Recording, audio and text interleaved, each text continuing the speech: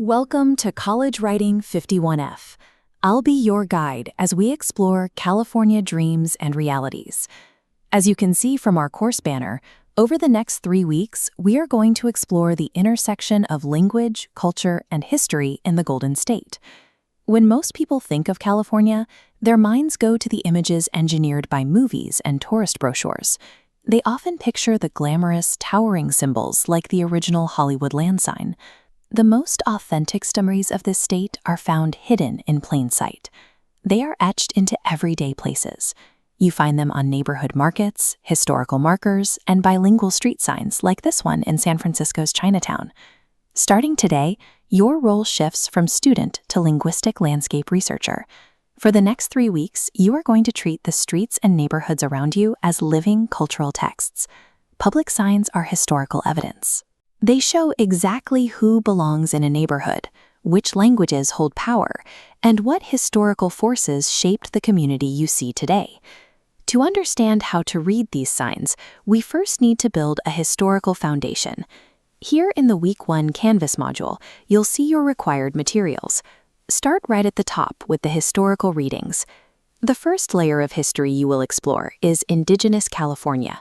Long before European settlement, the state was home to incredible linguistic and cultural diversity, which continues to influence the region. Then, the discovery of gold at Sutter's Mill in 1848 triggered a massive cultural, economic, and linguistic shift. Hundreds of thousands of people from across the globe flooded into the territory. That influx persisted into the 20th century. Events like the Dust Bowl drove the Great Migration, bringing new waves of people and their languages into California's evolving communities. Once you have that history down, you will read up on modern linguistic landscape theory. Through articles in Dig It magazine and a photo essay of San Francisco, you will learn how to systematically analyze the visual language of public spaces. You cannot accurately interpret a modern public space without understanding the historical migrations that brought those languages there. The past is literally written on the walls of the present.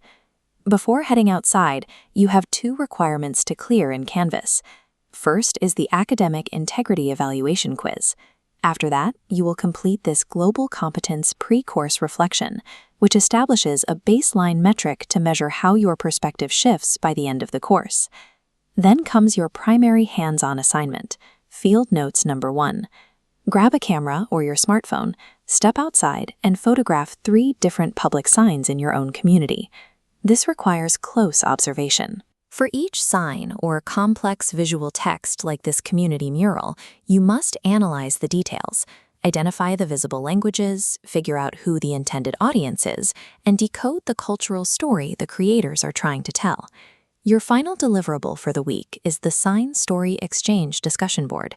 Here, you will upload your single most interesting photograph, explain why you chose it, and ask genuine questions about the signs your classmates found.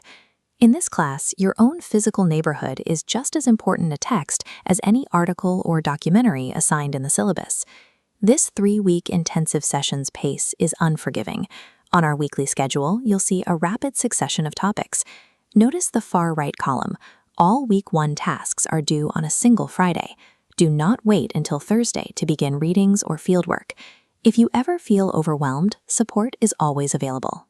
You can reach out anytime through Canvas messaging, or we can schedule a Zoom office hours appointment to get you back on track. Everything you observe and analyze this week sets the stage for Week 2, where we ask a more complex question: whose California becomes visible through language? For now, start with the readings.